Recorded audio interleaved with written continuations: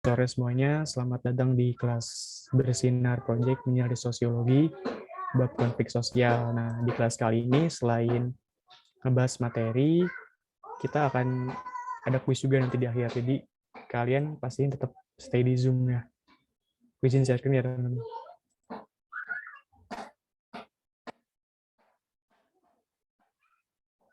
Udah kelihatan belum nih share screen-nya? Udah, Kak. Oke, makasih. Iya, kenapa?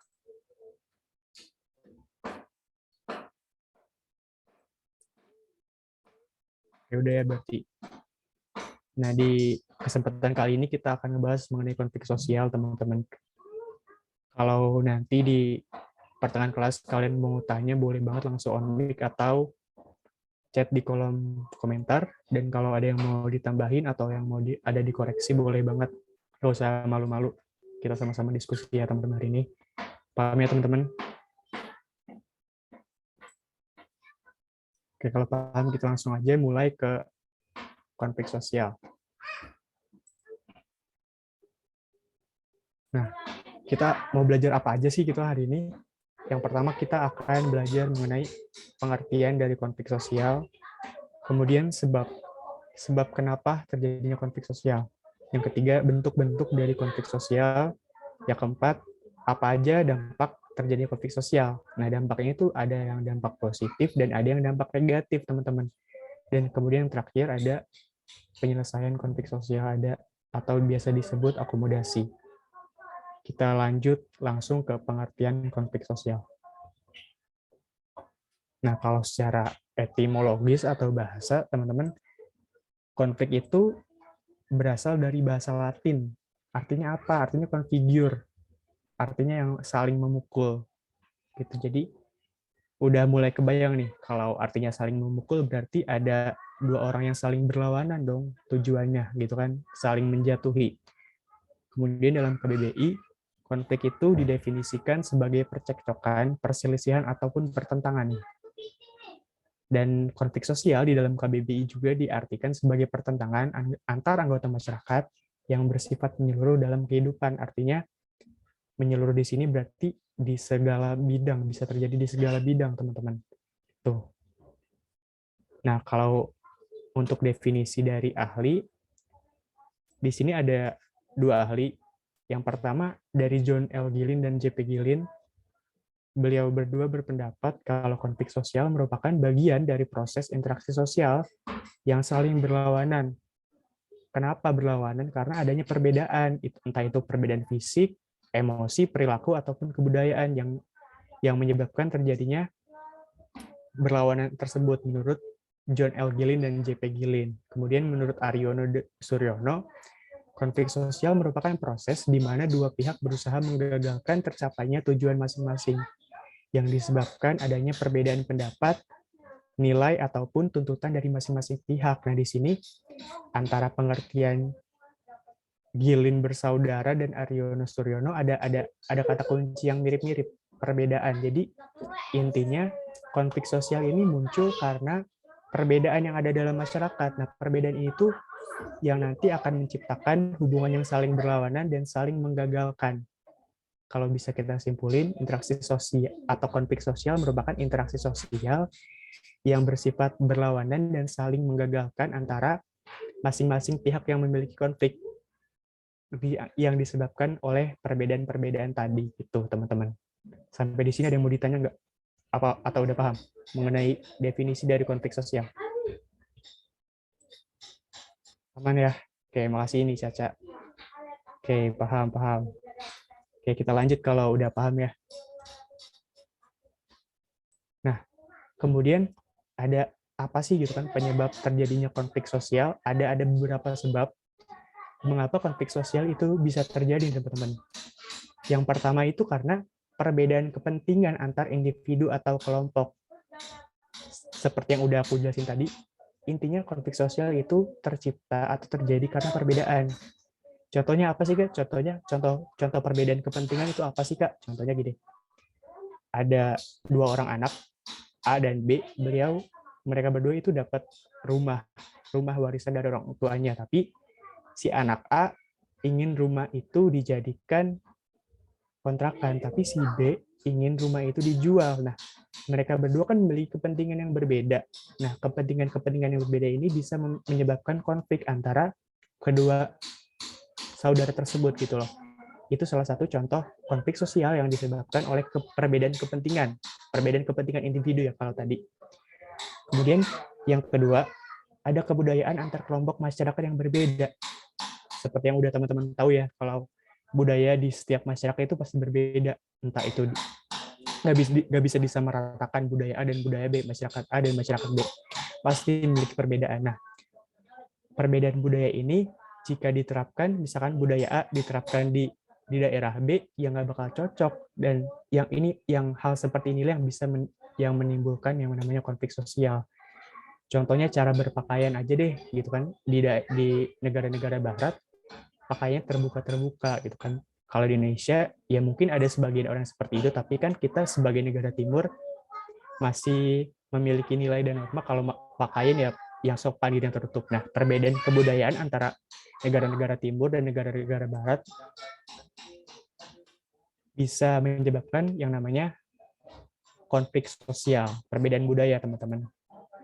Kemudian yang ketiga ada perbedaan antar individu. Kalau ini lebih ke sifat dan karakter dari tiap-tiap individu. Contohnya gimana nih? Contohnya misalkan Karisma punya teman namanya Rara. Karisma dari kecil udah diajarin kalau apapun kita minta tolong harus bilang tolong, minta maaf, dan terima kasih. Itu tiga kata ajaib ya teman-teman. Karisma diajarin dari kecil untuk selalu bilang ketiga kata tersebut. Tapi Rara nggak pernah diajarin dari kecil. Dia nggak pernah bilang makasih, nggak pernah bilang minta tolong ataupun maaf. Nah, perbedaan karakter antara Karisma sama Rara ini nantinya bisa menimbulkan yang namanya konflik sosial gitu. Kemudian yang keempat, terdapat dominasi suatu kelompok terhadap kelompok lainnya. Artinya dominasi kelompok yang lebih kuat, yang lebih dominan ini bisa melakukan tindakan yang sewenang-wenang gitu kepada kelompok yang lebih minoritas gitu. Contohnya gini, di sekolah mayoritas di sekolah di Amerika misalkan, mayoritas muridnya itu berwarna atau orang-orang berkulit putih, tapi dan minoritas di sana adalah orang-orang berkulit hitam. Nah, mayoritas dan minoritas itu antara kelompok masyarakat kulit putih dan masyarakat kulit hitam sebagai minoritas, karena adanya dominasi itu bisa menyebabkan konflik sosial gitu. Jadi bisa menyebabkan contohnya bullying gitu dan lain-lain. Kemudian yang kelima ada perubahan sosial. Jadi dalam perubahan sosial ini ada nih masyarakat yang tidak siap untuk menerima perubahan-perubahan sosial yang ada. Contohnya ketika Gojek atau ojek online gitu kan ditemukan, itu kan sebuah perubahan sosial, ada unsur baru yang masuk ke dalam sebuah masyarakat. Nah, tapi pada perubahan sosial tersebut ada masyarakat yang belum siap menerimanya. Siapa? Ya para ojek offline, yang ojek-ojek konvensional biasa yang belum bisa menerima perubahan tersebut. Makanya terjadi konflik antara ojek online dan ojek offline sampai ada beberapa daerah yang ojek online nggak bisa masuk ke daerah tersebut. Itu yang dinamakan konflik sosial yang terjadi akibat perubahan sosial. Jadi karena ada masyarakat yang belum siap atau tidak siap menerima suatu perubahan sosial. Kemudian yang keenam ada kesenjangan sosial. Kenapa kesenjangan sosial bisa menyebabkan konflik sosial? Misalkan gini, pembangunan antara Pulau Jawa dan Pulau Papua kita katakan belum bisa rata pembangunan. Nah, ini kan belum rata pembangunan ini menyebabkan yang namanya kesenjangan sosial. Kesenjangan sosial ini bisa menyebabkan kecemburuan sosial, makanya bisa terjadi konflik sosial. Nanti kecemburuan ini bisa menyebabkan tindakan rasisme dan segala macam. Itu yang bisa dikatakan konflik sosial yang disebabkan oleh kesenjangan sosial. Dan itu tadi 6 penyebab dari terjadinya konflik sosial. Sampai sini ada yang mau ditanyakan atau udah paham? Boleh langsung on mic teman-teman atau di kolom chat.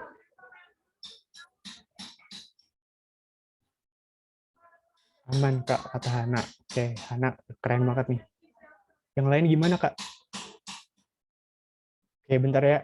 kita kita jawab pertanyaan dari Caca. Kak, dominasi tadi apa, Kak? Dominasi itu dominasi kelompok yang lebih besar bisa melakukan tindakan yang sewenang-wenang terhadap kelompok yang minoritas.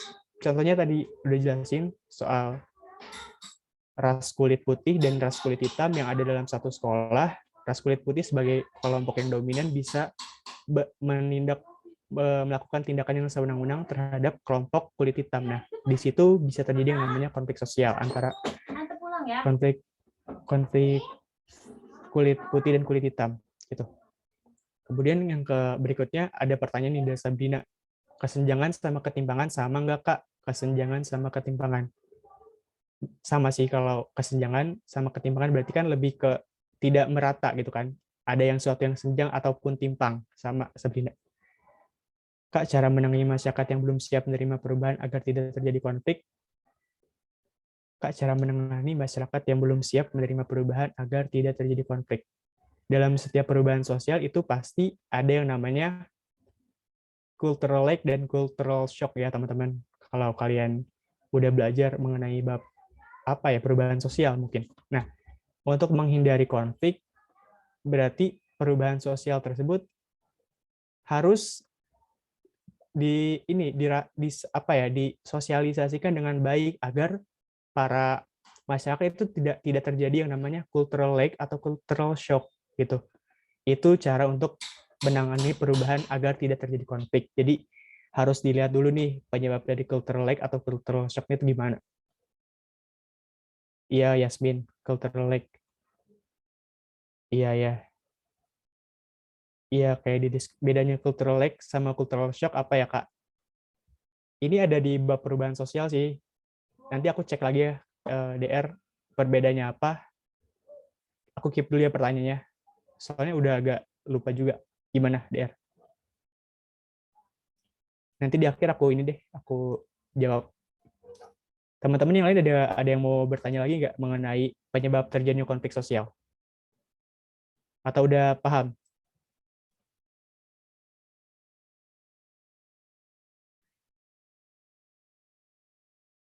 Paham. Oke, Stephanie nanya lagi. Berarti harus dilihat sesuai masalah atau konflik yang terjadi di masyarakat ya, Kak? Iya, jadi gini, untuk menghindari perubahan sosial yang menyebabkan cultural lag atau cultural shock tadi harus dilihat disosialisasikan dengan baik masalah apa yang kira-kira akan muncul gitu di masyarakat. Itu Stefani. Kalau udah paham, kita mungkin bisa lanjut ke materi selanjutnya teman-teman. Kalau mau ada yang nanya lagi boleh. Kita lanjut dulu tapi.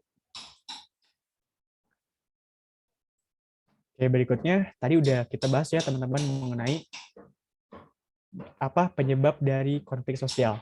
Kemudian kita di sini akan ngebahas apa aja sih bentuk-bentuk daripada konflik sosial itu.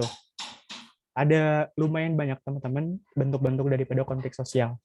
Kita bahasnya dulu yang pertama berdasarkan sifatnya. Nah, berdasarkan sifatnya ini konflik sosial dibagi dua, ada konflik yang konstruktif atau konflik yang membangun gitu ya. Dan ada konflik yang destruktif atau konflik yang menghancurkan, disfungsional dan fungsional. Apa itu Kak konflik konstruktif? Konflik ini tuh muncul karena perbedaan pendapat dalam menghadapi sebuah permasalahan sosial, tapi pada akhirnya konflik fungsional atau konflik konstruktif ini akan menghasilkan perbaikan, menghasilkan sebuah hal positif. Jadi konflik sosial itu nggak melulu menghasilkan sesuatu yang negatif, teman-teman. Jadi pada konflik konstruktif ini, konflik menghasilkan sebuah perbaikan atau hal-hal yang positif. Contohnya gimana, Kak? Contoh dari konflik sosial konstruktif. Contohnya, karyawan dalam sebuah perusahaan yang memiliki perbedaan pendapat. Karyawan A berpendapat kalau iklan itu kita harus taruh di media sosial karena semua orang hampir banyak banget masyarakat Indonesia pasti menggunakan media sosial. Itu pendapat dari A. Tapi pendapat dari B, iklan itu harusnya dipasang di televisi karena hampir semua rumah di Indonesia pasti memiliki televisi. Nah, perbedaan pendapat antara karyawan A dan karyawan B akan menghasilkan perbaikan nantinya. Jadi pendapat A dan pendapat B mungkin bisa dikolaborasikan menjadi sebuah pendapat yang lebih baik gitu untuk perusahaan tersebut. Jadi intinya pada konflik sosial ini perbedaan pendapat menghasilkan perbaikan atau menghasilkan hal-hal yang positif. Berbeda ya sama konflik destruktif atau konflik yang menghancurkan. Konflik itu muncul bukan karena perbedaan pendapat, tapi karena perasaan tidak senang, rasa benci, atau rasa dendam antar individu maupun antar kelompok. Contohnya gimana? Contohnya tawuran, gitu kan? Udah tawuran kan muncul kenapa? Karena perasaan tidak senang sama sekolah lawan, rasa benci, rasa dendam yang muncul akibat pernah mungkin sebelumnya pernah tawuran gitu. Itu yang dinamakan konflik destruktif, muncul karena perasaan rasa benci, tidak senang, ataupun rasa dendam antar individu maupun antar kelompok. Ada yang mau ditanyain nggak nih soal konflik? Oke, ada pertanyaan ini dari Caca. Konstruktif itu membangun. Konstruktif itu membangun dan destruktif itu merusak. Iya, benar banget, Caca. Stefani, kalau cultural shock itu kondisi di mana seorang atau sekelompok masyarakat tidak siap terhadap perubahan baru di lingkungan sekitarnya, kayak misalnya orang Indonesia tinggal. Oh ya, cultural shock itu lebih ke ini ya, lebih ke kaget. Misalkan dia lagi, kata Stefani, dia ada masyarakat Indonesia yang pindah ke benua Amerika gitu kan. Ini bahas yang tadi ya, cultural lag dan cultural shock.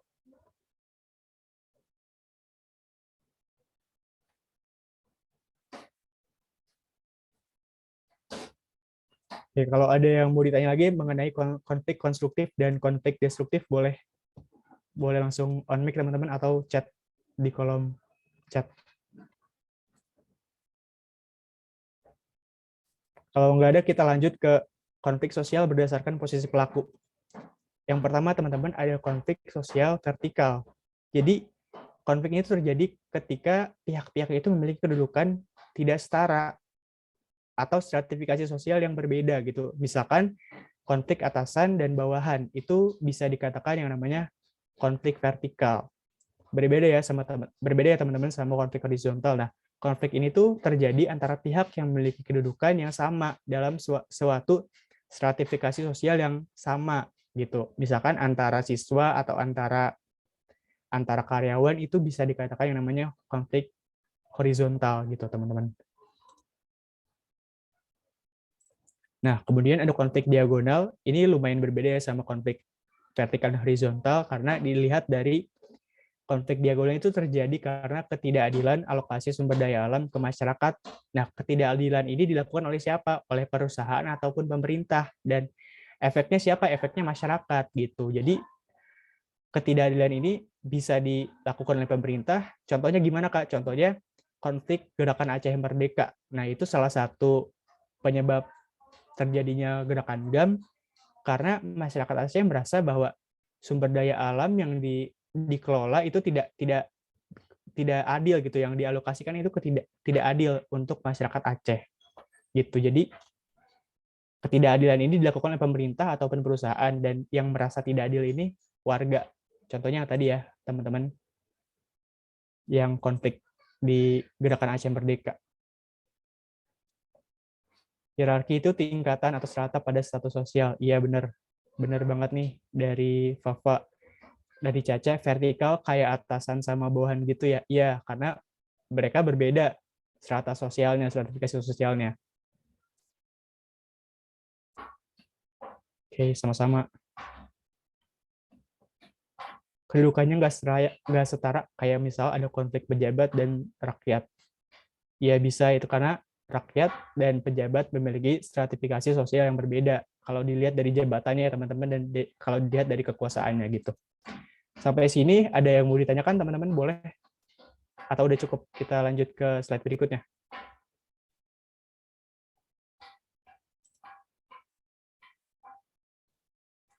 Kalau konflik budaya horizontal ya, Kak.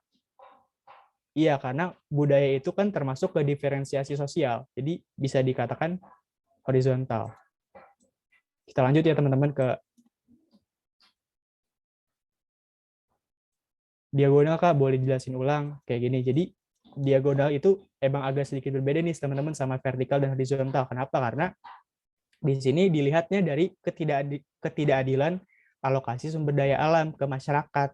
Siapa yang melakukan ketidakadilan ini? Bisa pemerintah ataupun bisa perusahaan. Korbannya siapa ya? Korbannya masyarakat ataupun warga. Contohnya gimana, Kak? Contohnya, tadi udah Kakak jelasin sempat Gerakan Aceh Merdeka. Gerakan ini tuh kenapa sih rakyat Aceh meminta merdeka dan melepaskan diri dari Indonesia? Karena masyarakat Aceh tidak merasa adil gitu, alokasi sumber daya alam yang ada di Aceh tidak dialokasikan kepada warga secara adil. Itu yang dinamakan konflik diagonal. Jadi intinya kata kuncinya adalah ketidakadilan alokasi sumber daya alam. Gitu. Kalau kalian nemuin soal kayak ketidakadilan alokasi sumber daya alam, itu pasti jawabnya konflik diagonal gitu, teman-teman. Strata sosial itu struktur sosial apa kayak stratifikasi? Kalau strata sosial itu ada di stratifikasi di bab stratifikasi sosial ya, Stefani. Nanti bisa kita bahas lagi mungkin di next pertemuan mengenai bab stratifikasi sosial. Iya, Caca, sama-sama. Udah paham ya, Caca? Kalau udah kita lanjut nih ke slide berikutnya. Oke. Nah, di sini masih ada bentuk-bentuk konflik juga nih, teman-teman, berdasarkan Oke, lanjut nih katanya. Ada berdasarkan konflik berdasarkan sifat pelaku atau ya berdasarkan sifat pelaku. Nah, konflik berdasarkan sifat pelaku ini ada dua, teman-teman. Yang pertama, konflik yang terbuka. Konflik yang terbuka adalah konflik yang diketahui oleh semua pihak. Contohnya apa? Contohnya konflik Palestina dan Israel gitu kan, diketahui nih sama seluruh orang di dunia gitu kan, konflik Palestina dan Israel. Kalau konflik tertutup hanya diketahui oleh pihak-pihak yang berkonflik gitu. Jadi konflik ini cuma hanya diketahui oleh pihak-pihak yang berkepentingan dalam konflik tersebut. Contohnya konflik rumah tangga. Cuman suami istri aja kan yang cuman tahu konflik yang mereka rasakan gitu. Itu yang namanya konflik tertutup gitu. Jadi cuman pihak-pihak yang berkonflik aja nih yang paham dan yang tahu mengenai konflik tersebut. Tapi kalau misalkan ternyata konflik rumah tangga ini tetangganya udah tahu gitu kan, saudaranya udah tahu, itu bukan lagi yang namanya konflik tertutup ya, teman-teman, karena udah termasuk ke konflik terbuka. Kenapa? Karena orang-orang yang tidak berkonflik tahu gitu, tahu akan konflik tersebut. Jadi udah dikatakan konflik terbuka. Berarti umum sama privat ya, Kak. Yaitu mungkin nama lainnya kali ya, nama lain dari konflik terbuka dan konflik tertutup. Oke, Stefani, ada yang bertanya nih, Stefani, teman-teman. Kak, bisa dibilang kalau konflik terbuka itu kayak konflik yang jadi headline news atau konflik yang terkenal sama lumayan besar masalahnya gitu, Kak. Iya, bisa dibilang kayak gitu. Mungkin di sini udah ada yang mau ngasih contoh lagi nggak nih dari konflik terbuka? Boleh dong, kalau ada yang tahu, teman-teman boleh chat di kolom komentar tentang konflik terbuka. Kejadian 98 konflik antara pemerintah dan masyarakat yang menuntut revolusi gitu ya, atau reformasi. Nah, itu bisa dikatakan konflik yang terbuka karena seluruh orang ataupun mungkin sampai ke luar negeri pun tahu gitu ya kejadian reformasi 98. Bisa, Caca, itu bisa dikatakan konflik terbuka. Deliana, konflik perdagangan antara Amerika Serikat dan Tiongkok. Gimana tuh ceritanya konflik perdagangan? Mungkin ini ya lebih ke Amerika Serikat sama Tiongkok, kan sekarang Tiongkok lebih apa ya, lebih ekonominya mungkin lebih hampir maju banget gitu ya. Perang Dunia I sampai Perang Dunia II, ya bisa juga itu termasuk ke konflik terbuka. Bisa dong, bisa termasuk ke konflik terbuka karena bahkan hampir seluruh dunia itu ikut berkonflik gitu. Taliban, Kak, konflik Taliban bisa juga karena kan diketahui oleh pihak-pihak yang tidak ikut berkonflik. Intinya gini, teman-teman, kalau konflik terbuka berarti tidak hanya diketahui oleh pihak-pihak yang berkonflik aja, tapi diketahui selain oleh pihak-pihak yang berkonflik. Itu intinya dari pihak atau dari konflik yang terbuka. Konflik public figure juga ya bisa. Paham ya, teman-teman, tentang konflik terbuka dan tertutup?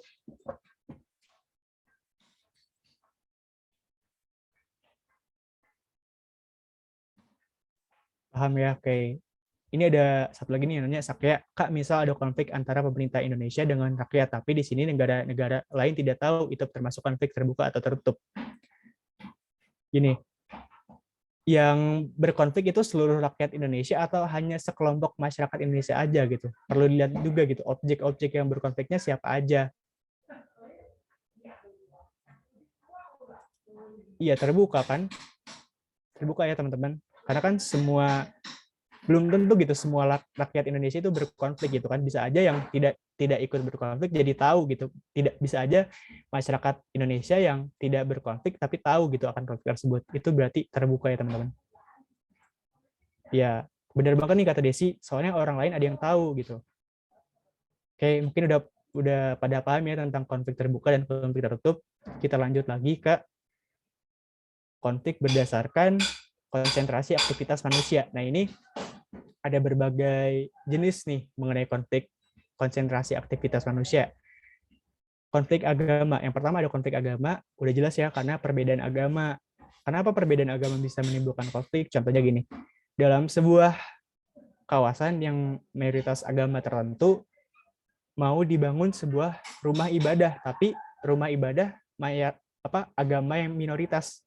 Kadangkala masyarakat agama mayoritas itu tidak terima gitu mau dibangun yang namanya rumah ibadah agama si minoritas. Nah, itu bisa menimbulkan yang namanya konflik agama gitu karena perbedaan agama. Kemudian ada konflik politik karena perbedaan kepentingan politik antara parpol, biasanya ini muncul konflik-konflik politik. Yang ketiga ada konflik ekonomi, perebutan sumber daya ekonomi. Jadi masing-masing perusahaan ataupun para pelaku ekonomi itu saling berebut sumber daya alam karena mereka saling memiliki kepentingan ekonominya masing-masing gitu. Yang keempat ada konflik budaya, perbedaan kebudayaan salah satunya gitu kan. Tadi udah sempat jelasin ya tadi di awal kayak perbedaan kebudayaan yang ada di negara-negara barat sampai di negara-negara timur itu bisa loh menyebabkan yang namanya konflik sosial juga gitu ternyata. Yang kelima ada konflik ideologi, perbedaan paham gitu kan. Misalkan paham antara komunisme dan liberalisme itu kan perbedaan paham. Nah, perbedaan paham antara liberalisme dan komunisme itu bisa menyebabkan yang namanya konflik juga gitu teman-teman. Gak cuma paham liberalisme atau komunisme aja sebenarnya, masih banyak perbedaan-perbedaan paham. Berarti gak mesti semua orang tahu, yang penting ada orang selain pihak yang berkonflik itu tahu walaupun cuma, ya benar banget Stephanie, jadi bukan masalah banyak atau enggaknya, tapi selain orang yang berkonflik itu tahu atau enggak, walaupun cuma satu atau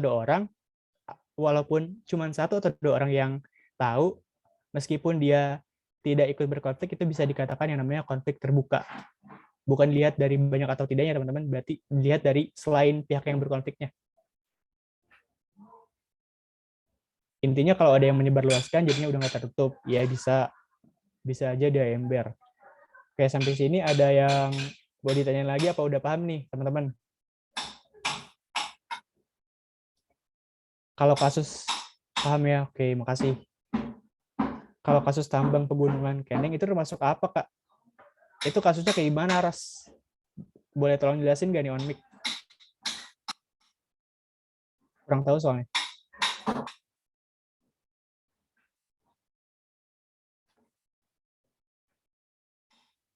Kalau Arasnya nggak bisa on mic, kita lanjut dulu ya teman-teman ke slide berikutnya. Ada konflik.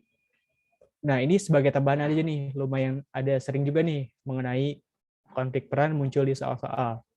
Jadi konflik peran ini adalah konflik yang terjadi dalam diri individu yang mempunyai lebih dari satu peran dalam masyarakat. Contohnya gimana, Kak? Oh, contohnya ibu rumah tangga yang sekaligus bekerja gitu di luar rumah. Kenapa, Kak, bisa timbul yang namanya konflik peran? Ada yang bisa jelasin gak nih teman-teman mengenai konflik peran antara ibu rumah tangga yang berkarir di rumah, yang berkarir di luar rumah gitu. Ada yang bisa jelasin nggak kenapa dikatakan konflik peran? Boleh dong on mic ataupun kasih di kolom chat pendapat kalian mengenai konflik peran ini.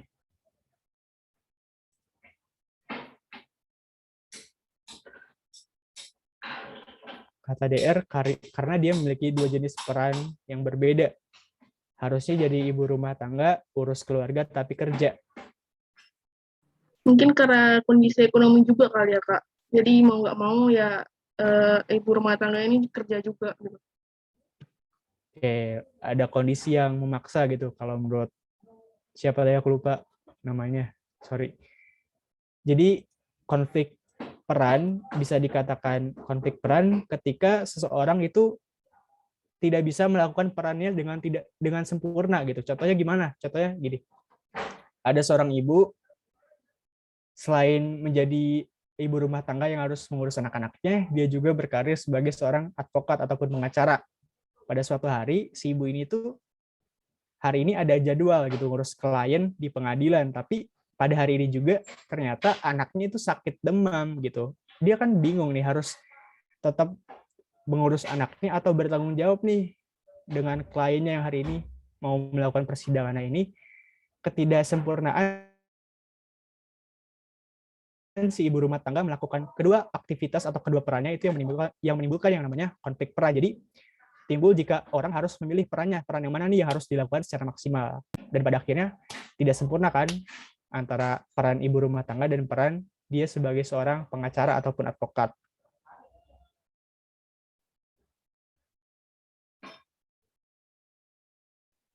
Oke, kita baca dulu nih pertanyaan dari Aras tadi tentang masyarakat tambang Kendeng. Masyarakat Kendeng menantang penambangan sama pembangunan pabrik di wilayah tersebut karena lahan sawah jadi berkurang, padahal mayoritas masyarakat Kendeng adalah petani. Penggunaan Kendeng juga jadi sumber daya alam dan juga sama masyarakat adat suku Samin. Kayaknya konflik tertutup, terbuka deh. Kalau kata Caca terbuka atau tertutup, Cak? Kalau kata Caca terbuka.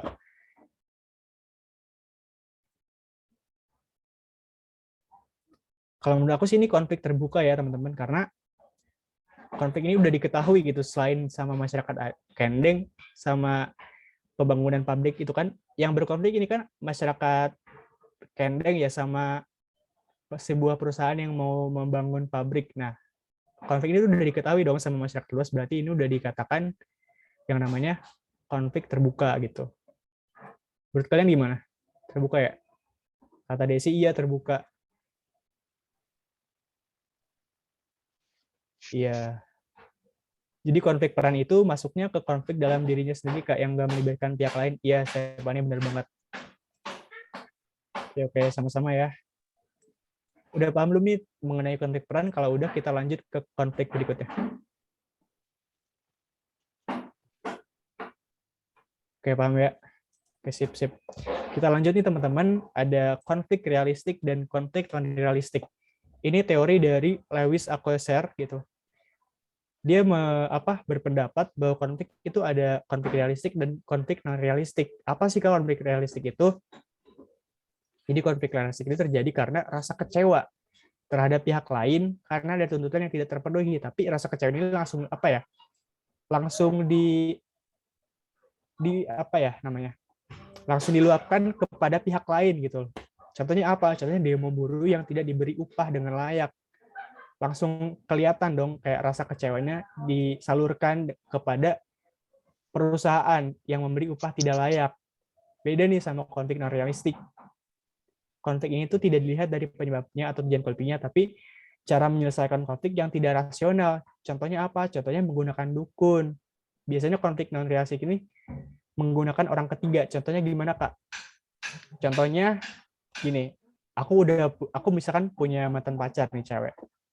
Aku ada konflik nih sama mantan aku yang cewek, tapi aku tuh membalaskan rasa benci aku bukan ke mantan aku tapi ke pacar baru mantan aku. Nah, itu kan tidak realistik ya, tidak rasional dalam meluapkan rasa bencinya gitu kan. Nah, jadi intinya konflik non realistik ini cara menyelesaikan konfliknya tidak rasional dan biasanya menggunakan pihak ketiga. Contohnya tadi sebagai pacarnya mantan aku itu kan pihak ketiganya. Kalau di sini ada contohnya menggunakan dukun, itu kan nggak rasional juga ya teman-teman. Iya, realistik itu langsung ada aksinya gitu. Aksinya itu langsung ke orang yang berkonflik sama kita. Kalau yang non realistik itu nggak langsung gitu loh, kayak tadi ke pacarnya mantan aku misalkan gitu. Non realistik berarti udah nggak pakai akal sehat ya Kak? Iya bisa dibilang kayak gitu. Kalau gosip Kak, maksudnya gimana tuh gosip? Oh jadi dia misalkan benci nih sama si A, punya masalah sama si B, tapi dia menyebarkan gosip gitu ya, karena dia benci sama si B. Bisa sih, itu bisa dikatakan yang namanya juga konflik non realistik.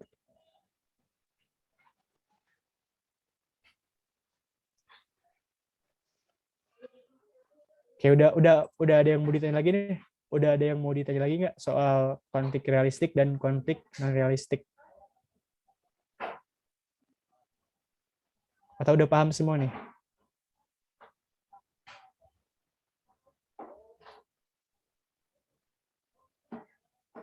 Paham ya teman-teman? Oke, aman. Kalau aman dan udah paham, bisa kita lanjut ke slide berikutnya teman-teman. Oke, aman-aman. Oke, siap. Nah, tadi udah kita jelasin teman-teman, kita udah diskusi bareng mengenai jenis-jenis konflik. Kita sekarang bakal bahas lebih jauh lagi mengenai dampak terjadinya konflik sosial itu apa sih? Apakah cuma dampak negatifnya aja? Enggak, teman-teman. Jadi, konflik sosial ini juga bisa menghasilkan yang namanya dampak-dampak positif bagi sebuah masyarakat gitu. Contoh yang pertama nih, dampak positif dari konflik sosial. Yang pertama, munculnya norma baru. Jadi gini, ketika konflik sosial itu terjadi, masyarakat itu kan mulai berbenah, mulai menyadari apa aja sih norma yang kira-kira udah gak sesuai lagi sama kebutuhan masyarakat, dan apa aja sih norma-norma yang diperlukan untuk masyarakat yang ada di konflik tersebut gitu. Jadi memunculkan norma baru yang mengatur jalannya kehidupan bermasyarakat. Itu salah satu dampak dari positif dari konflik sosial. Buat teman-teman yang nggak gue nanya, boleh di mute dulu dong.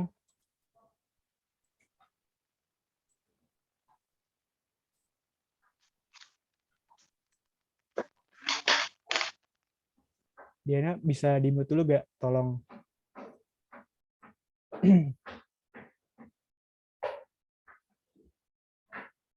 Contohnya norma baru di masyarakat kayak gimana Kak? Norma itu kan suatu yang peraturan gitu ya, suatu peraturan yang ada di masyarakat. Misalkan gini, contohnya konfliknya tawuran. Setelah tawuran terjadi, muncul norma gitu kan, norma baru. Contohnya apa? Oh, contohnya anak-anak dilarang untuk nongkrong-nongkrong sehabis pulang sekolah gitu. Itu bisa dikatakan norma baru yang muncul karena konflik tersebut gitu. Jadi masyarakat itu belajar apa aja kira-kira yang dibutuhkan untuk menghindari konflik-konflik serupa gitu.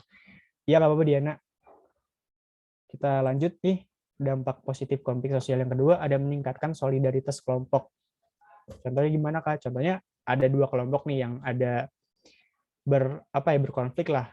Ketika konflik itu selesai, masing-masing kelompok dalam kelompok in group ya teman-teman, itu membangun solidaritas lagi yang lebih kuat lagi untuk agar mencegah gitu ya, mencegah konflik sosial di masa yang akan datang. Jadi meningkatkan solidaritas di dalam kelompoknya masing-masing gitu. Kemudian yang ketiga ada meningkatkan kekuatan pribadi dalam menghadapi konflik. Jadi kita yang pernah mengalami konflik itu belajar dari konflik, kira-kira apa sih gitu kan yang perlu kita tingkatkan lagi untuk menghadapi misalkan ada konflik-konflik lagi gitu di masa depan gitu. Kita menjadi apa ya, mengevaluasi kekuatan kita dalam menghadapi konflik. Itu salah satunya dampak positif daripada konflik sosial gitu. Kemudian yang keempat, ada memperjelas aspek kehidupan yang belum tuntas. Contohnya gimana Kak? Contohnya gini, konflik sosial antara masyarakat atau negara Indonesia dengan negara Malaysia gitu. Konfliknya konflik apa Kak? Konfliknya konflik tentang perbatasan wilayah. Kalian udah tahu belum tentang Pulau Sipadan dan Ligitan gitu kan? Itu dulu dua pulau tersebut adalah pulau yang apa ya, yang istilahnya diperebutkan oleh Indonesia dan oleh Malaysia. Jadi Indonesia dan Malaysia saling berkonflik tuh, memperebutkan Sipadan dan Ligitan. Masing-masing negara mengklaim bahwa kedua pulau tersebut masuk ke wilayahnya. Nah, setelah setelah dihasilkan sebuah keputusan, ternyata Pulau Sipa dan Legitan ternyata berhasil diklaim dan didapatkan haknya oleh Malaysia. Itu kan memperjelas, oh berarti kan sekarang udah jelas nih, oh ternyata Pulau Sipadan dan Legitan yang dulunya daerah yang diperebutkan sekarang ternyata punya Malaysia. Itu yang dinamakan memperjelas aspek kehidupan yang belum tuntas gitu. Itu salah satu contoh dari dampak positif dari konflik sosial. Iya, pulau-pulaunya Pulau Sipadan dan Pulau Legitan. Iya, yang punya jadi Malaysia. Kok jadi Malaysia? Nah, itu kenapa tuh kira-kira? Nah, tadi udah kita bahas ya mengenai dampak positif dari konflik sosial. Kita lanjut nih teman-teman ke dampak negatif. Banyak banget sebenarnya dampak negatif dari konflik sosial. Yang pertama nih, munculnya perpecahan. Udah jelas ya teman-teman. Contohnya tawuran menimbulkan perpecahan dalam sebuah masyarakat. Misalkan tawuran antar warga, antar kampung gitu. Yang kedua, lumpuhnya roda perekonomian. Masyarakat ketika konflik itu berlangsung, gimana sulit gitu kan untuk melakukan kegiatan-kegiatan yang ekonomi gitu kan, untuk mencari nafkah sulit. Kenapa? Karena terganggu, ada konflik di daerahnya, di kawasannya gitu. Yang ketiga, meningkatkan keresahan masyarakat. Masyarakat jadi takut gitu, takut terjadinya konflik yang menyebabkan kerugian-kerugian pada dirinya gitu kan. Contohnya ya tawuran gitu kan, masyarakat jadi takut, oh jangan-jangan malam ini tawuran merenggut korban jiwa lagi gitu kan di sekitar rumah atau lingkungan warga gitu kan. Yang keempat, udah jelas ya dampak negatifnya itu menimbulkan kerusakan sarana dan prasarana umum. Jadi ya, seperti yang ada di gambar nih, udah jelas ya teman-teman, melempar batu segala macam itu kan merusak sarana dan prasarana umum. Kemudian yang paling parah gitu ya, menimbulkan korban jiwa dan bisa juga menghancurnya harta benda yang ada dan dimiliki oleh masyarakat. Itu jadi ini dampak negatif dan dampak positif dari konflik sosial. Sampai di sini ada yang mau tanya nggak teman-teman? Stefani, kalau konfliknya tertutup terus kayak di dalam keluarga aja gitu, berarti nggak menyebabkan lumpuhnya roda perekonomian kan Kak? Belum tentu sih, bisa aja konflik tersebut antara suami dan istri, maksudnya roda perekonomian secara masyarakat ya enggak, tapi misalkan kalau roda perekonomian jadi keluarga tersebut sulit untuk bekerja ataupun berdagang itu bisa aja, tapi kalau menyebabkan lumpuh roda perekonomian secara luas itu ya yang enggak gitu. Stefani, gimana Stefani, paham nggak? Atau ada yang lain nih boleh ditanyain, boleh teman-teman?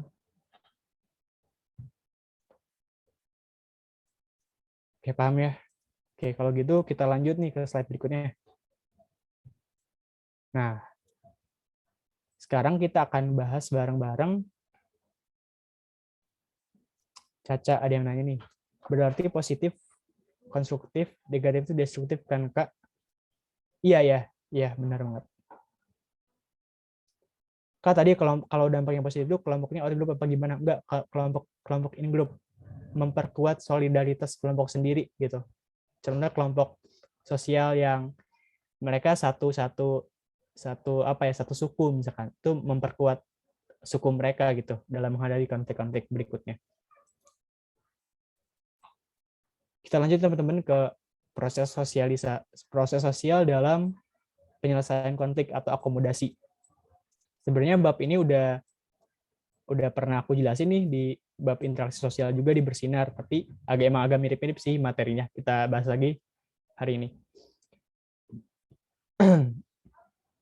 Sorry, yang pertama ada koersi. Jadi koersi adalah bentuk akomodasi dilakukan dengan paksaan. Contohnya gimana? Contohnya Karisma sama Sabrina ribut nih di sekolah, mereka saling jambak, misalkan saling pukul-pukulan.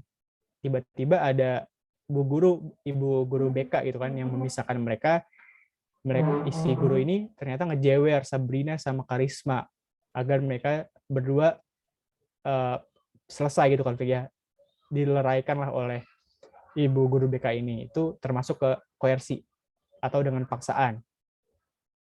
Contohnya lagi gini, Satpol PP dengan pedagang kaki lima nih teman-teman. pedagang kaki lima kan apa ya? Dia punya kepentingan yang berbeda nih sama Satpol PP. Satpol PP pengen kalau daerah pedestrian ataupun trotoar digunakan untuk pejalan kaki, tapi pedagang kaki lima kan menggunakan trotoar untuk berjualan, itu kan mempunyai kepentingan yang berbeda. Nah, diselesaikan dengan cara koersi atau dengan paksaan, itu bisa juga salah satu contohnya. Kemudian ada kompromi, jadi masing-masing pihak itu saling mengurangi tuntutan masing-masing. Ada yang bisa kasih contoh nggak nih mengenai salah satu jenis dari kompromi, salah satu contoh dari kompromi? Boleh dong teman-teman, komen ataupun on mic boleh.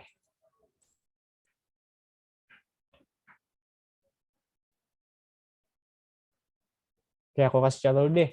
Contohnya gini, ada konflik antara buruh dan perusahaan mengenai upah gitu kan. Pada masa pandemi ini kan buruh-buruh itu pengennya usahanya lancar gitu, maksudnya bekerja sesuai digaji gitu kan, gajinya lancar. Tapi perusahaan di masa pandemi ini lebih ingin mendapatkan untung yang banyak dengan cara mengurangi jumlah karyawannya atau PHK itu kan. Masing-masing pihak punya kepentingannya masing-masing, tapi mereka menyelesaikan dengan cara kompromi. Oh ya udah deh, kata perusahaan kita nggak akan nge-PHK kalian, tapi gimana kalau gaji kalian kita turunin gitu. Sorry. Kalau terus kata kata buruh-buruh gitu kan, mereka kan tuntutan awalnya mereka pengen gajinya sesuai gitu kan, normal seperti biasanya. Tapi oh ya udah deh, nggak usah digaji normal, nggak apa-apa, diturun sekian persen, turun gaji 10% nggak apa-apa, asal nggak usah di PHK. Jadi masing-masing pihak yang berkonflik saling mengurangi tuntutannya masing-masing gitu teman-teman. Kalau salah satunya aja yang mengurangi tuntutan, kompromi nggak? Nggak. Harus dua-duanya yang saling mengurangi tuntutan. Itu baru bisa dikatakan kompromi. Kemudian ada arbitrasi ya teman-teman. Jadi arbitrasi ini sama mediasi mirip-mirip ya teman-teman, tapi si arbitrasi pihak ketiganya punya wewenang gitu. Dan sedangkan mediasi pihak ketiganya itu nggak punya wewenang untuk menyelesaikan konflik atau masalah gitu. Contohnya gimana Kak arbitrasi? Contohnya gini, misalkan ada kayak mengurangi tuntutan, misal saat terjadi perang antar negara terus melakukan perjanjian gitu, termasuk kompromi nggak Kak? Bisa. Jadi intinya apapun kondisinya ketika dua belah pihak saling mengurangi tuntutan itu bisa dikatakan yang namanya kompromi gitu, Stephanie. Terus kita lanjut dulu ya ke arbitrasi. Contohnya arbitrasi apa sih Kak? Contoh arbitrasi pihak ketiga punya wewenang. Contohnya tadi gitu kan, guru BK nih. Guru BK itu sebagai arbitrator teman-teman, pihak yang punya wewenang untuk menyelesaikan konflik antara Karisma sama Sabrina misalkan gitu. Jadi Sabrina sama Karisma harus nurut apapun yang dikatakan oleh si guru BK itu gitu. Itu yang namanya pihak ketiga punya wewenang untuk menyelesaikan masalah. Kayak polisi ya Kak. Ya biasanya arbitrator itu aparat yang berwajib gitu. Wewenang untuk mengambil keputusan menyelesaikan masalah gitu. Teresia. Keributan di komplek terus Pak RT datang misahin dan punya wewenang untuk ajak ke pihak yang wajib. Keributan di komplek terus Pak RT datang misahin dan punya wewenang untuk diajak ke pihak yang berwajib. Bisa juga sih Pak RT kan punya wewenang gitu ya untuk mengajak kedua orang yang ribut itu ke pihak yang berwajib, bisa.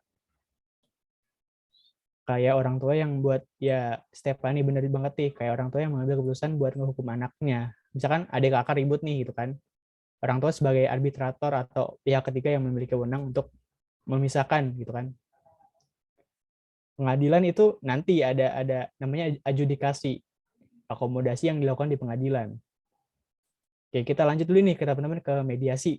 Ada pihak ketiga, tapi pihak ketiga di sini tuh nggak punya wewenang buat mengambil keputusan gitu. Keputusan yang melibatkan pihak-pihak yang berkonflik. Contohnya gimana Kak? Contohnya ada pasangan suami istri. Mereka berdua sedang ribut gitu kan. Pihak ketiganya siapa? Mediatornya siapa? Mediatornya ternyata orang tua suami istri tersebut gitu kan. Tapi masalah keputusan cerai atau tidak itu balik lagi kepada pasangan suami istri tersebut gitu kan.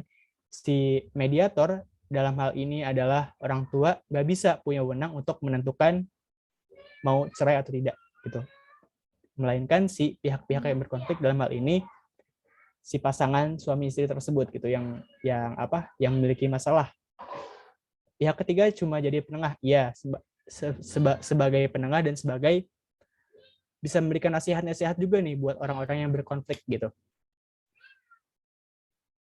Iya, keputusannya tetap diambil oleh pihak yang berkonflik. Benar banget.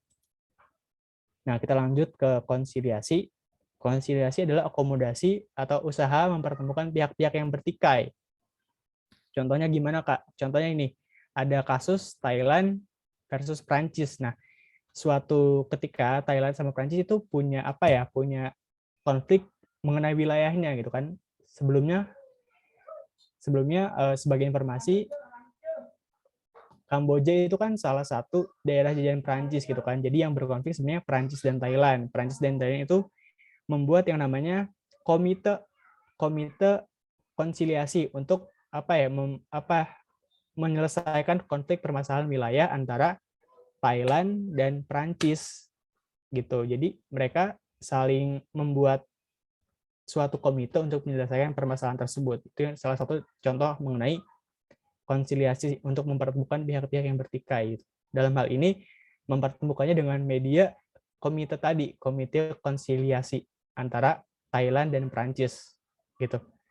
Kemudian toleransi, kesediaan saling memahami perbedaan. Ini mungkin kalian udah paham ya mengenai toleransi. Dari kecil diajarin harus toleransi nih sama orang-orang yang berbeda dengan kita gitu, secara ras, agama ataupun secara ras gitu ya, secara sara. Kemudian salamet, ketika kekuatan seimbang jadi berhenti. Konfliknya itu jadi berhenti ketika pihak-pihak itu menyadari bahwa kekuatan mereka itu seimbang. Contohnya gimana? Contohnya perang dingin. Nah, konflik antara Uni Soviet dan Amerika itu berhenti ketika mereka kedua belah pihak itu menyadari bahwa kekuatan itu mereka itu seimbang gitu. Jadi capek gitu untuk melanjutkan konflik antara kedua belah pihak gitu. Kemudian adjudikasi, akomodasi yang dilakukan di pengadilan. Intinya pengadilan memiliki keputusan untuk memutuskan suatu perkara yang dibawa ke pengadilan, dibawa ke meja hijau. Itu yang namanya adjudikasi. Intinya pengadilan ya teman-teman. Nah, di sini udah aku kasih juga nih, kayak aku kasih tanda warna biru itu sebagai kayak kata kunci lah dari masing-masing proses akomodasi, biar kalian makin paham juga.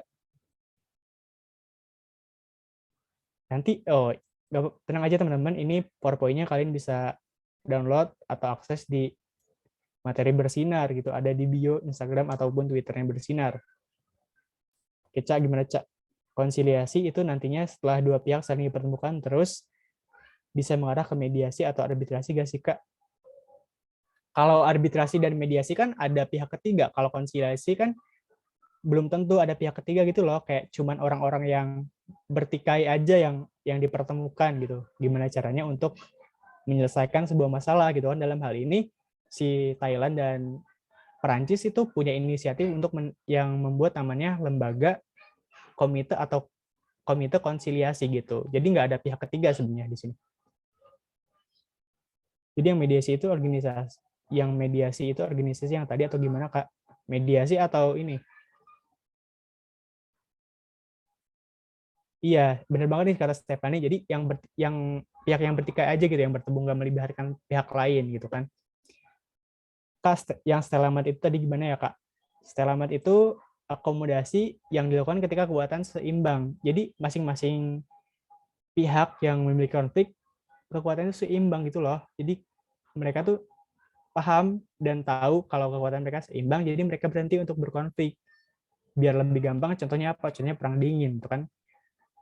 Amerika dan Uni Soviet sadar kalau mereka memiliki kekuatan yang seimbang pada saat itu secara teknologi dan lain-lain ya teman-teman. Nah, oleh karena itu berakhirnya yang namanya perang dingin ketika kekuatan mereka udah seimbang. Oke, sama-sama punya peranan yang penting gitu ya, Kak. Lebih ke kekuatan, bukan peranan. Punya kekuatan-kekuatan yang sama, seimbang, intinya gitu. Oke, sama-sama. Ya. Pokoknya kalian bisa memahamin dari kata kuncinya yang di sini loh, kayak koersi, paksaan, arbitrasi punya wewenang, mediasi nggak punya wewenang, toleransi saling memahami, stalemate seimbang gitu, dan adjudikasi di pengadilan gitu. Nggak usah dibawa pusing banget gitu teman-teman. Kita lanjut ke slide berikutnya, masih ada mengenai proses penyelesaian konflik akomodasi. Nah, di sini ada eliminasi. Jadi salah satu pihak itu mengundurkan diri nih dari konflik tersebut. Contohnya dalam pertemanan, misalkan kalian punya masalah nih sama teman kalian, kan punya konflik lah sama teman kalian, tapi kalian itu udah malas gitu loh, udah malas berkonflik sama dia, jadi kalian udah nggak mau tahu lagi itu kan, nggak mau berkonflik lagi, mengundurkan diri, istilahnya mengundurkan diri dari konflik sama teman kalian, itu yang namanya eliminasi, salah satu pihak mengundurkan diri. Kemudian ada, bentar, aku buka chat dulu. Kemudian ada subjugation atau domination, jadi yang lebih kuat meminta yang lebih lemah memenuhi keinginannya. Biasanya kelompok dominan ini dalam menyelesaikan akomodasi itu meminta pihak-pihak yang minoritas untuk memenuhi keinginannya. Itu merupakan salah satu juga bentuk daripada akomodasi. Kemudian ada keputusan mayoritas, jadi akomodasinya dilakukan secara voting. Contohnya gimana, Kak? Contohnya konflik Timur-Timur gitu kan, yang ingin memisahkan diri, itu kan diselesaikan melalui voting ya teman-teman. Kemudian yang keempat, konversi, salah satu pihak mengalah dan menerima pendirian pihak lain. Beda ya teman-teman, mengundurkan diri dan mengalah itu beda.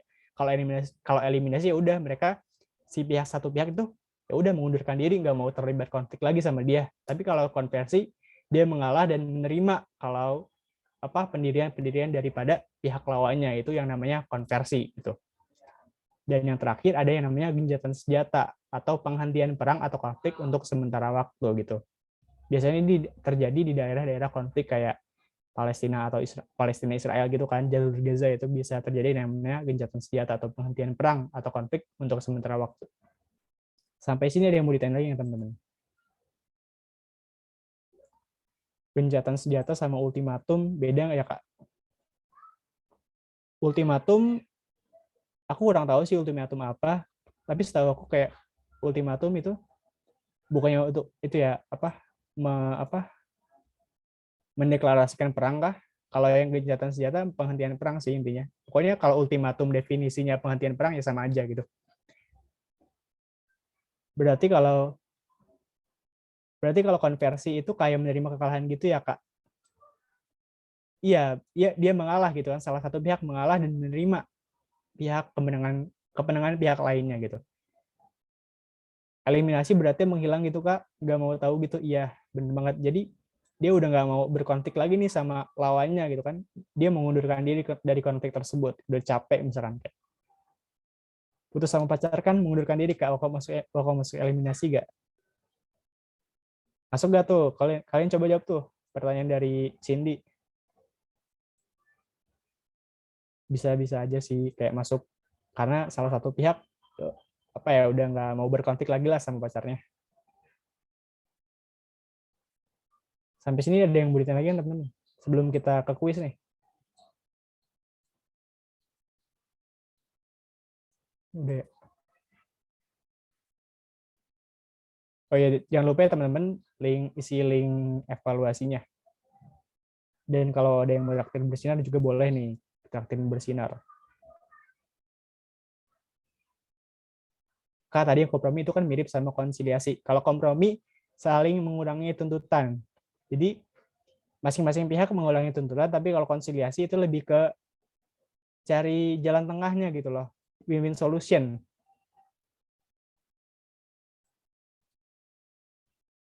Jangan lupa diisi ya teman-teman mengenai ulasan bersinar dan traktirin bersinar kalau mau boleh. Lupa. Aku share screen ini dulu ya. Bentar.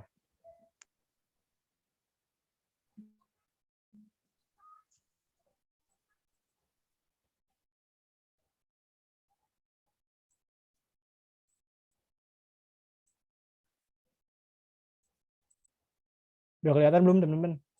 Screen ini ya, quiznya. Tumben. Oh, itu udah ada ya. Boleh nih teman-teman langsung join ke quiznya, ada 10 soal nih. Oh ya, by the way, nanti di akhir aku minta tolong ya buat teman-teman on cam dulu buat sesi dokumentasi ya. Sebentar aja kok, 1 menit paling. Oke.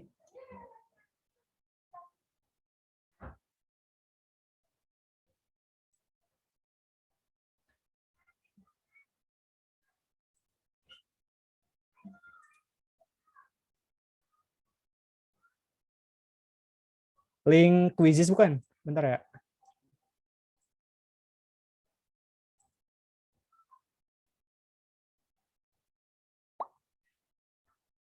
Udah aku share tuh teman-teman di kolom chat.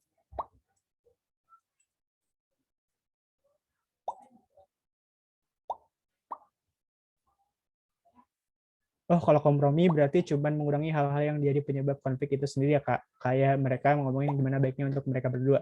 Iya, bener banget, Stephanie.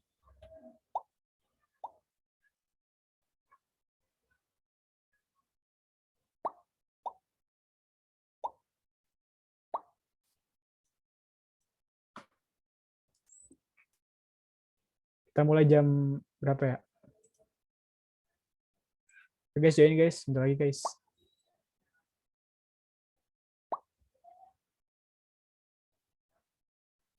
Ketoparan gue cakep.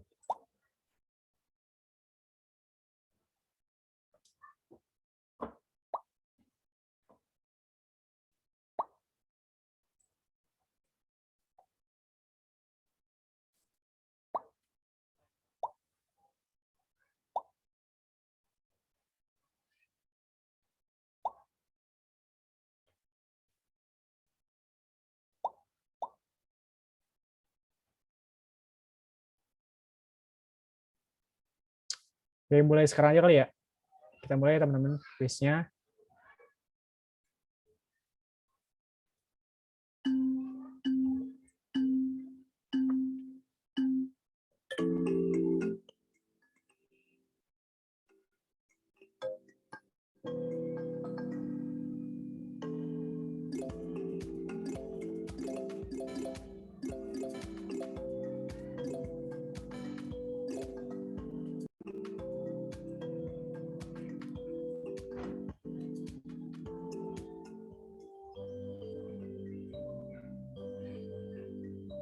Wes. Oke,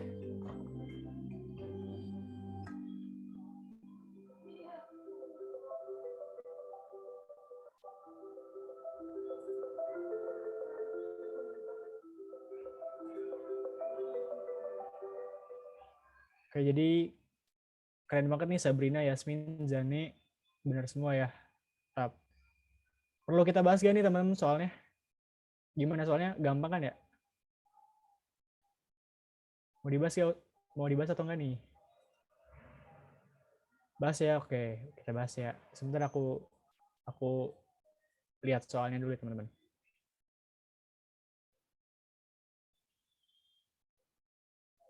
Oke, kita bahas ya satu-satu teman-teman. Oke, bahas. Oke, yang pertama, bangsa Indonesia merupakan bangsa yang majemuk atau multikultural. Hal ini dapat menyebabkan potensi konflik.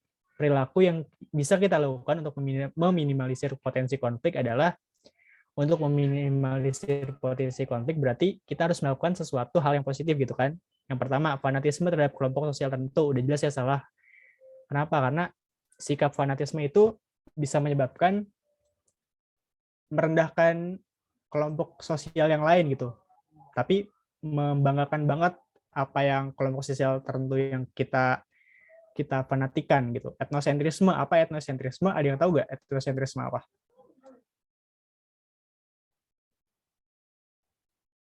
Ada yang tahu etnosentrisme apa? Paham berlebihan tentang ini ya, tentang etnis, tentang sukunya gitu. Merasa sukunya yang paling hebat ya, melakukan budaya atau sukunya sendiri, lebih ke suku sebenarnya. Sikap saling menghargai ya teman-teman, udah jelas jawabannya yang C. 27 orang benar nih.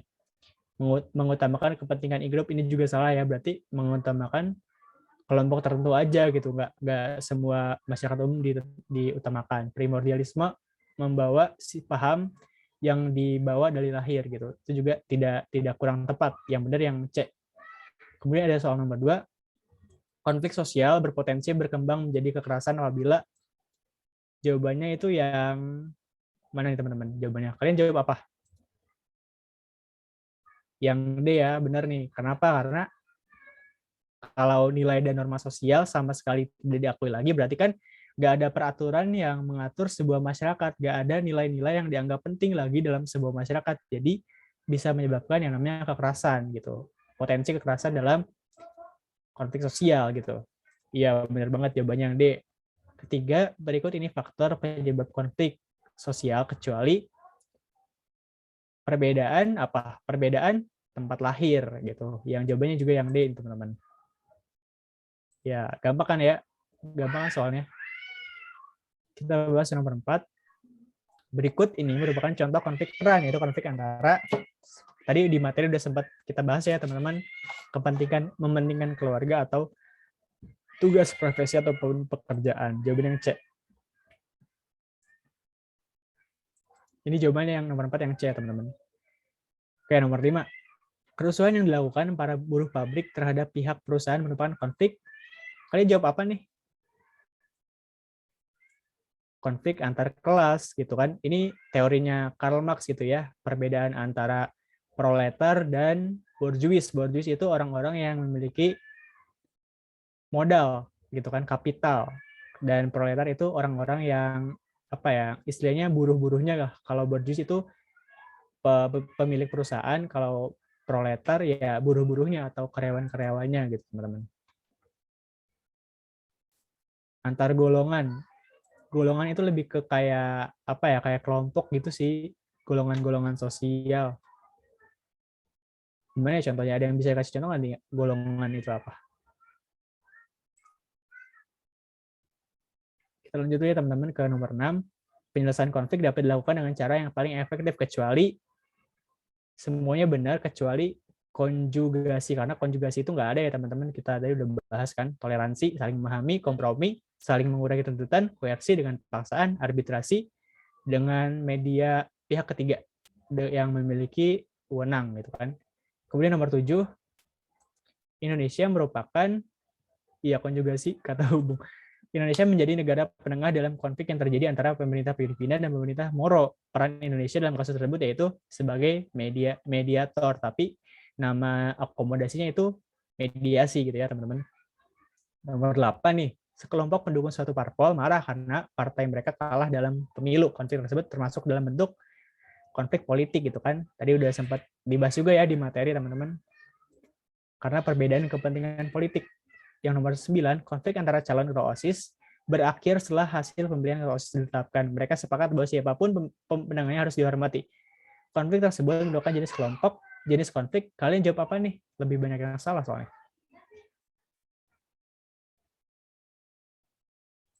Ini jawabannya yang sebenarnya yang konflik ini teman-teman, konflik konstruktif. Kenapa konflik konstruktif? Karena pada akhirnya si calon ketua OSIS ini mau menang mau kalah menghormati gitu, sepakat menghormati hasilnya, keputusannya. Jadi mereka saling bekerja sama gitu kan nantinya antara pasangan calon ketua OSIS ini untuk organisasi OSIS di sekolahnya. Jadi sebenarnya ini jawabannya yang konstruktif karena menghasilkan sebuah kesepakatan dan perbaikan dalam konflik tersebut gitu.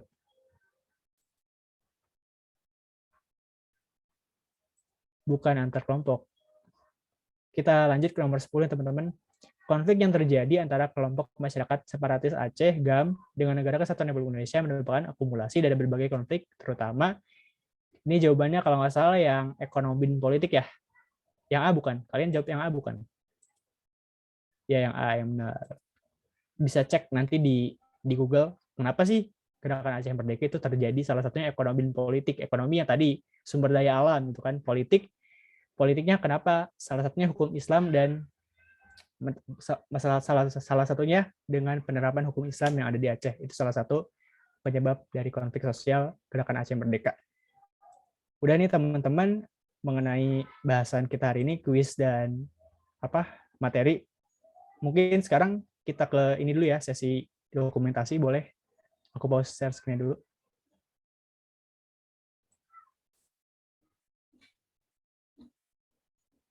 Oke, makasih sama-sama ya. Jangan lupa diisi link evaluasinya ya. Makasih juga nih buat teman-teman yang udah join. Apa yang tadi aku sampaikan, diskusi kita bisa bermanfaat buat teman-teman. Oke? Makasih banyak ya sekali lagi. Jangan lupa nanti isi link evaluasi lagi dan join kelas bersinar lainnya. Oke.